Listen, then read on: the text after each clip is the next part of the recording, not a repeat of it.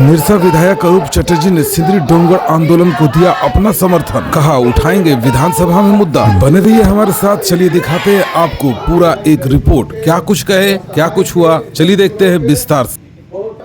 जीवन संघर्ष का ही जीवन रहा है। आज हम इस मंच से स्पष्ट रूप से कह देना चाहता हूँ, यह मंच किसी को बचाने में जिनका भी सहयोग हमें मिलेगा, सबका सहयोग हमको आवश्यक है।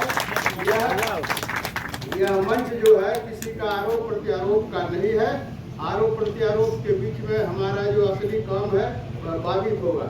इसलिए हम सभी लोगों से आग्रह किए हैं कि आप हमें सहयोग देने आए हैं, हमारे दुखती रगों पर हाथ रखने आए हैं। हम आपका हार्दिक अभिनंदन और स्वागत करते हैं। निरसा के विधायक माननीय अरूप चटर्जी का स्वागत करें।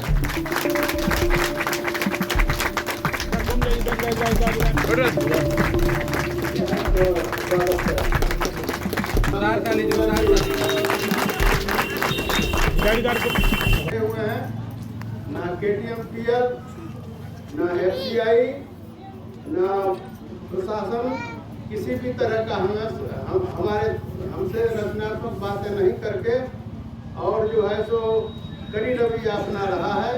तो आज मैं हमारे मंच से बहुत लड़ाकू और जुझारू नेता आए हुए हैं। इनसे हम आग्रह करेंगे, डोंगर की सारी जनता आपके सामने यह बात रखने के लिए तैयार है कि आप जैसा कहेंगे वैसा करेंगे। विधानसभा में हो, लोकसभा में हो, आपके अपने सांसद भी हैं, आपके पार्टी के, आप स्वयं विधानसभा के मेंबर हैं। हम आपसे आग्रह करते हैं कि डोंगर के छत को बचाने के लिए आप अपना जितना भी हमको सहयोग में हम विदेशी चाचा आज डोंगर बचाओ मोर्चा के समर्थन में निरसा विधायक काफी दूर से चल के हम लोग विधायक जी के पास गए थे। हमारी बातचीत भी हुई थी। काफी व्यस्त हैं, लेकिन इन्होंने डोंगर के भविष्य को देखते हुए अपना कीमती समय डोंगर वासियों के लिए दिया। इसके लिए इन्हें बहुत बहुत धन्यवाद। इनका स्वागत है डोंगर में। महोदय, इस मंच के माध्यम से, इस धरने के माध्यम से मैं आपको कुछ जरूरी बातें संज्ञान में देना चाहता हूँ। यहाँ हम लोग पिछले 60-70 वर्षों से निवास कर रहे हैं। जब कारखाना चलता था तो उस पे आश्रित कारखाने के मजदूर, ठेका कर्मी, स्कूल कर्मी, बैंक कर्मी, दुकानदार कर्मी, जितने भी लोग थे, उनका परिवार यहाँ DRS दी गई लोगों को, तो लोग यहाँ पर रहने के लिए आवाज उठाए। 2003 में लड़ाई लड़ी गई थी। उसके बाद DRS दिए गए कर्मियों को ही सिर्फ प्रबंधन द्वारा लीज दिया गया। यहाँ उस समय रहने वाले सभी लोगों ने लीज लेने के लिए कई बार आवेदन दिया। FCI प्रबंधन ने किसी भी प्रकार का आवेदन को स्वीकार नहीं किया और इस तरह से यहाँ 1207 क्वार्टर जो है वो FCI के हैं और लगभग 1500 से ज्यादा झुग्गी झोपड़ियां हैं जिसमें लोग अपना जीवन शांतिपूर्ण ढंग से व्यतीत कर रहे हैं। अचानक 2 साल पहले यहाँ के निवासियों को पता चला कि डोंगर खाली होने वाली है। यहाँ पर KTMPL जो स्टील के अधीन कंपनी आई है, उसे ओबी डंप फेंकने के लिए ये जगह 304 एकड़ भूमि उपलब्ध कराया गया है। उसके बाद FCI प्रबंधन ने नोटिस के माध्यम से हमें नोटिस दिया, जिसका हम लोगों ने बहिष्कार किया था। फिर FCI ने PP कोर्ट में हम लोगों को आने की बात कही थी। हम लोगों ने PP कोर्ट का भी बहिष्कार किया। उस मुद्दे पे गहराई से विचार करें। बहुत बहुत धन्यवाद। और इस मंच को जो चला रहे हैं धीरज सिंह जी, हम लोग भी निरंतर धरना पर आप लोग औरत बच्चे सब बैठे हुए हैं, लेकिन कोई भी मैनेजमेंट आज तक इस पर कोई ध्यान नहीं दिया। तो मेरा सुझाव यही है, एक सुझाव तो बहुत बढ़िया किया है, जो झारखंड के धरती में जो वास्तव में लड़ाकू लोग हैं, आप लोग उनको बुलाने का काम किया है। अगर लड़ाई के माध्यम से कुछ हो सकता है तो इन्हीं के माध्यम से होगा, ये हमारा विश्वास है। इस लड़ाई को मजबूती पर निरसा विधायक का हम सभी स्वागत करते हैं। और पूरा धनबाद जिला में जितने भी विधायक हैं हमारे अरूपदा लड़ाई लड़ने के लिए जाने जाते हैं और शिक्षाविद भी हैं और हमारे मुख्यमंत्री के बहुत करीबी हैं। सेफ कर एफसीआई प्रबंधन जो हम तमाम निवासियों के घर पे जो डोजरिंग करने और केटीपीएल को एग्रीमेंट करके देने की जो प्रस्ताव दी है, जबकि एफसीआई प्रबंधन का यहाँ 500 एकड़ करीब जमीन खाली पड़ा है, सिर्फ उस एनएसी को वहाँ ट्रांसफर कराना है जहाँ छाई पहले एफसीआई का गिरता था, उस खाली जमीन को एफसीआई इस केटीपीएल कंपनी को दे दे। इसीलिए हम लोग पिछले 32 दिनों से इस धरना स्थल पर बैठे हैं और हम लोग की यही डिमांड है कि हम लोग कॉलोनी खाली नहीं करेंगे। प्रबंधन जो है वो इस निर्णय को चेंज करे और जो खाली जमीन पड़ी है वहाँ ट्रांसफर करें।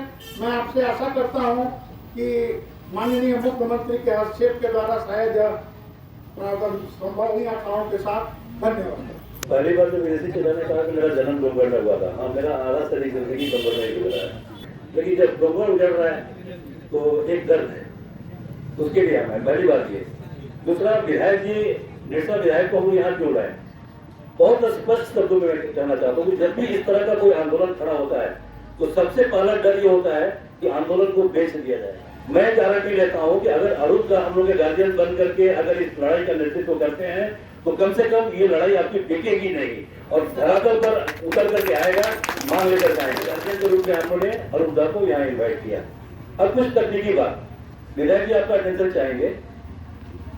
एफसीआई प्रबंधन द्वारा एक दुकान खोल करके बैठ दिया गया है, ये वाली चीज हम बेचेंगे, ये नहीं बेचेंगे, ये वाली बेचेंगे, इतने में बेचेंगे, हम ऐसे को नहीं बेचेंगे, हम आर्केवाल और सरपुरा बेच देंगे, हम डोंगरगढ़ नहीं बेचेंगे। अरे यार हम लोग पैसा लेकर के बैठे हुए, हमसे पैसा लो लीज दो, क्यों रोड़ा बना सरपुरा वालों ने ऐसा क्या उन्होंने अच्छा काम किया, हम लोगों ने ऐसा क्या गुनाह किया है कि आप हमको लीज नहीं देंगे?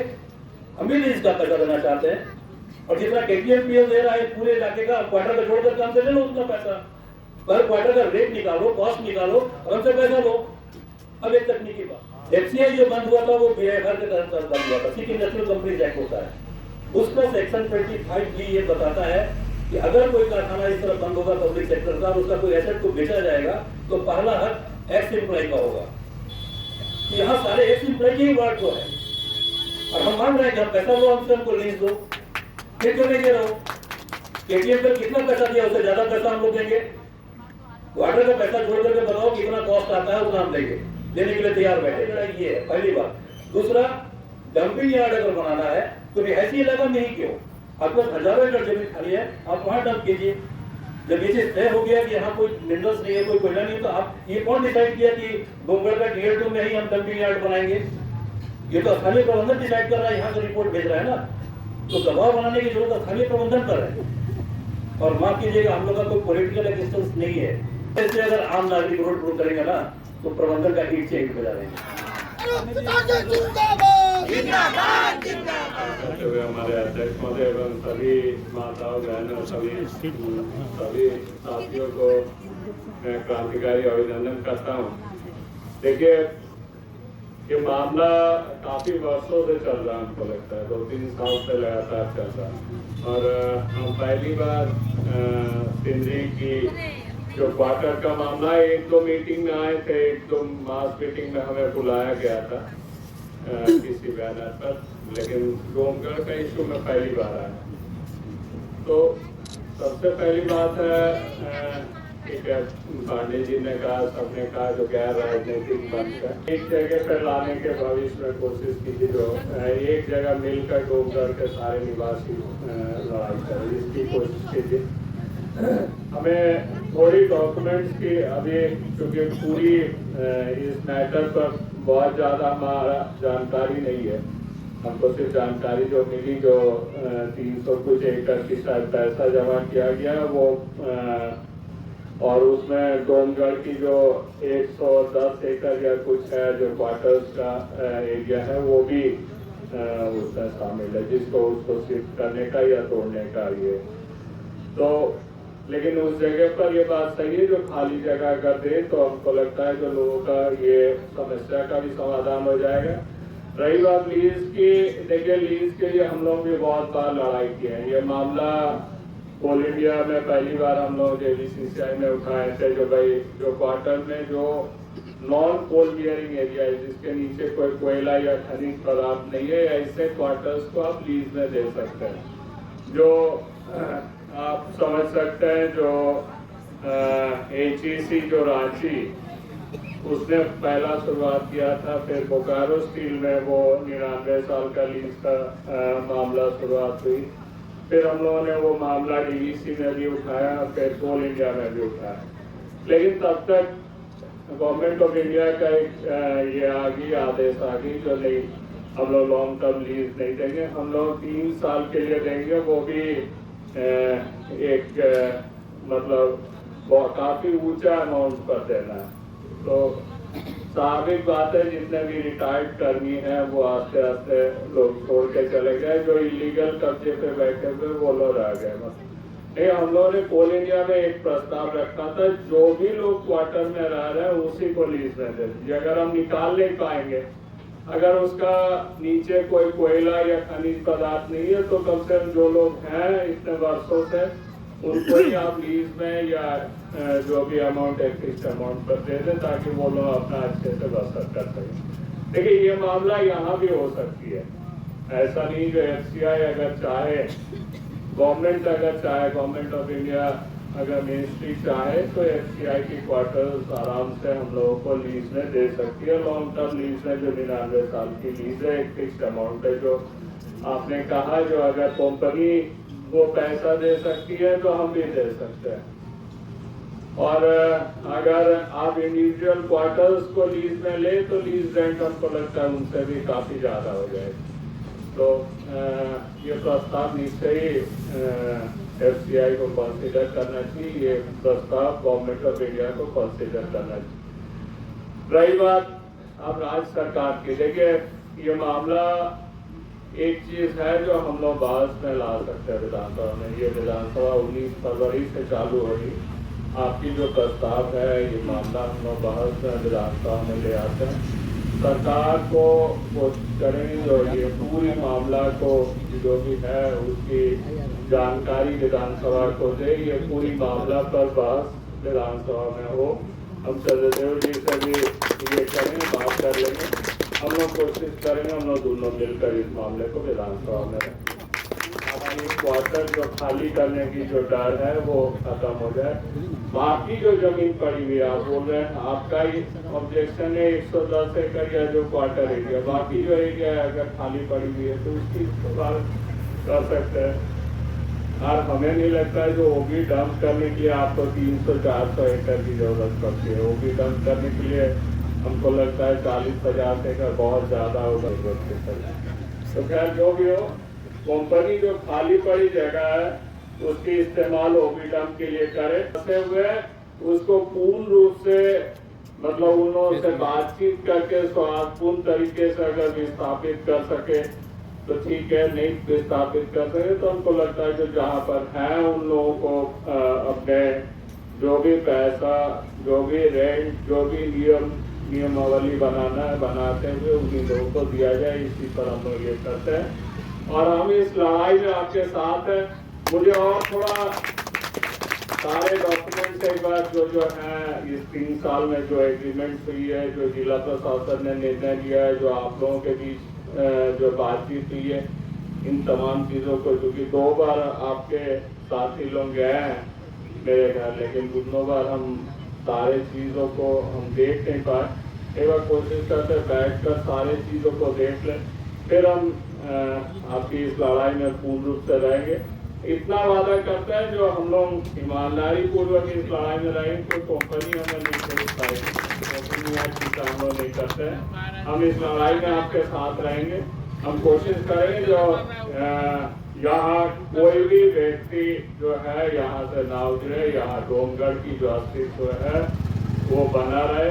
डोमगढ़ सिंधी में आप लोग आज से नहीं, हम समझते जो कॉमरेड AK राय के समय से यहाँ पर हैं। FCI की एक इतिहास सही है, मार्क्सवादी समन्वय समिति की इतिहास सही है और कॉमरेड AK राय की राजनीति यहीं से शुरुआत हुई थी। तो हम यहाँ के मजदूरों के साथ, यहाँ के निवासियों के साथ हमेशा खड़े रहेंगे। धन्यवाद। कहाँ आए हैं आप? हम धरना में आए हैं। क्या हो रहा है? दिक्कत क्या है आपको? दिक्कत यही है कि ये बार बार है ना, यहाँ कहा जा रहा है कि क्वार्टर खाली करने के लिए। हमारा निवेदन है कि हम यहाँ से क्वार्टर खाली नहीं करेंगे। हम लोग को यहाँ रहने का आप डोमगढ़ की धरती पर कब से रह रही हैं, ये बताइए। हमारा 3 पीढ़ी गुजर चुका है, ये चौथा पीढ़ी में हम लोग हैं। अचानक ऐसा क्या हुआ कि आपको आवास खाली करने के लिए बोला जा रहा है? यहाँ लोग आ रहे हैं, नोटिस पे नोटिस दे रहे हैं, बोल रहे हैं कि डोमगढ़ खाली कीजिए, डोमगढ़ खाली कीजिए। ये बताइए हम लोग डोमगढ़ खाली करके जाएंगे कहाँ? हम लोग का बच्चा भी छोटा, अभी हम लोग पढ़ाई बच्चा लोग कर रहा है, हम लोग यहाँ पे रह रहे हैं। हम लोग से यही गिनती है सर कि हमारा डोमगढ़ खाली नहीं किया जाए, हम लोग को डोमगढ़ में राहत दिया जाए। क्या खाली करने के लिए उसके बदले में कुछ आपको कहा गया है? कुछ मुआवजा के बारे में कुछ बात हुआ है क्या? नहीं। तो ये धरना कब से चल रहा है, कुछ आइडिया है आपको? 32 दिन से लगातार। चलिए परिचय दीजिए अपना। हमारा नाम रफत परवीन हुआ, हम डोमगढ़ के रहने वाले हैं। कहाँ आए हैं, क्यों आए हैं, आखिर क्या दिक्कत क्या है, ये बताइए। हम लोग की दिक्कत यही है कि हम लोग यहाँ 40 साल से रह रहे हैं। अच्छा। ठीक है ना। और हम लोग को नोटिस पर नोटिस दिया जा रहा है, समझे ना, खाली करने के लिए। और ये हम लोग 1 साल से परेशान कर रहा है, समझे। और इधर जो 6 महीना से ज़्यादा हम लोग को परेशान है। जब भी नोटिस बढ़ता है तो हम लोग खाली करने के लिए बोलते हैं। किनके द्वारा नोटिस बांटा जा रहा है? FCI के द्वारा। FCI के द्वारा। जी। तो हमें कहना है कि ये कि हम लोग डोमगढ़ नहीं छोड़ेंगे। अच्छा जी। हम लोग के माँ बाप यहाँ रहा, सब कुछ रहा है, पापा भी गुजर गए, मम्मी है। और रहने का मतलब है कि हम लोग 3 सीढ़ी खत्म हो गए, हम लोग की 4थी सीढ़ी चढ़ी हुई है ना। मेरा ये कहना है कि हम लोग डोमगढ़ नहीं छोड़ेंगे। मेरा नाम है शाहला बानो। आप कहाँ आए हैं, ये बताइए। हम धरना पे आए हुए हैं, डोमगढ़ धरना पे। क्योंकि क्या समस्या क्या है, ये बताइए। समस्या यही है कि हम लोगों को यहाँ से हटने के लिए बोला जा रहा है। हटने के लिए? क्यों? हटने के लिए क्योंकि यहाँ कोई प्रोजेक्ट चल रहा है जिसका कचरा फेंक रहा है। अच्छा। जिसको हम लोग बोल रहे हैं ओबी डंप, लेकिन एक्चुअली अपनी भाषा में बोले तो वो कचरा है। अच्छा। वो कचरा को फेंकने के लिए हम लोग को फेंका जा रहा है। तो क्यों हटे हम लोग, क्यों हटे? आपका तो यहाँ कोई काम भी नहीं हो रहा है, बस इसलिए हम लोग धरना पे बैठे हैं। आज 1 महीना से ऊपर होने जा रहा है, लेकिन अभी तक हम लोग कोई सुनवाई नहीं हुआ है। आपकी आवाज को सुनने के लिए अभी तक कोई आए हैं कि नहीं आए? नहीं, ऐसे साथ देने के लिए आए हैं, लेकिन आज तक कोई ये पूछने नहीं आए कि धरना क्यों हो रहा है। क्यों हो रहा है? क्यों हो रहा है? क्योंकि कोई नहीं हमारे साथ है, हम लोग अपनी लड़ाई खुद लड़। बोलना चाहेंगी उनको जिनके लिए आप ये धरना कर रही हैं? यही बोलना चाहेंगे कि हम लोग जैसे भी रह रहे हैं, जिस हालात में रह रहे हैं, कभी तो आप हम लोग का रूम देखने नहीं आए, कभी डोमगढ़ देखने नहीं आए कि यहाँ के लोग कैसे रहते हैं। और आज जब अपना पूरा कमाई घर पे लगा दिया, आज हम लोग पास कुछ नहीं कि हम लोग कहीं जाके रहे, तो आज आप बोलते इस घर को खाली करो। क्यों खाली करें? इस क्यों का आप जवाब दीजिए। जब हम इसमें रहने आए थे, जब इसमें हम अपना पैसा लगाए थे, उस वक्त आप सवाल क्यों नहीं किए कि आप मेरे घर में क्यों पैसा लगा रहे हैं? आज जब हम रह रहे अपने बच्चों को लेकर एक अच्छा सुंदर भविष्य सोच रहे हैं, तो आप आके कहते हैं कि घर को खाली कर दो। क्यों खाली करें? एक तरफ मोदी जी सबको आवास दे रहे हैं, हम लोगों को तो वो आवास भी नहीं मिला। लेकिन अगर हम लोग कहीं रह रहे हैं तो हम लोग को बेघर क्यों किया जा रहा है? एक तरफ सरकार बसा रही है और एक तरफ सरकार उजाड़ने की कोशिश कर रही है। तो हम लोग को यही अनुरोध है कि हम लोग जैसे हैं, जिस हालात में हैं, हमको अपने घर में रहने दिया जाए। परिचय दीजिए। मेरा नाम फहमीदा खातून है, DL2 डोमगढ़ से। क्या दिक्कत क्या है, दिक्कत क्या है बताइए। हम लोग को घरे दिक्कत আছে, আমরা যাব নাই, কোথাও যাব নাই। আমরা এখানেই মরি, এখানেই বাঁচি। আমরা কোথায় যাব? আমরা কি বুড়া লোক কোথায় মরবো যাই? এখানে কামাই খাচ্ছি, লোকে থাল বাটি ধুয়ে খাচ্ছি। আমরা কোথায় যাব বাবা? আমরা যাব না এখানে। আমরা আমার নাম কল্পনা বাউরি। আমার এখানে মরবো, এখানে বাঁচবো, এখানে সব হবো। আমরা খালি করব নাই, খালি করব নাই, বাস। डोमगढ़ खाली नहीं करेंगे, डोमगढ़ खाली नहीं करेंगे। जी को अपने तमाम डोमगढ़ वासियों के तरफ से और डोमगढ़ बचाओ मोर्चा के तरफ से अभिनंदन करता हूं। और आपने जो आज हमारे धरना मंच पर हमारे डोमगढ़ वासियों को इतना मनोबल बढ़ाने वाली बात कही है, जिससे हम लोग में एक बहुत अटूट विश्वास भी मिलता है। और साथ ही साथ मैं आपका धन्यवाद करता हूं और इस सभा समापन करता हूं। जिंदाबाद, जिंदाबाद, जिंदाबाद।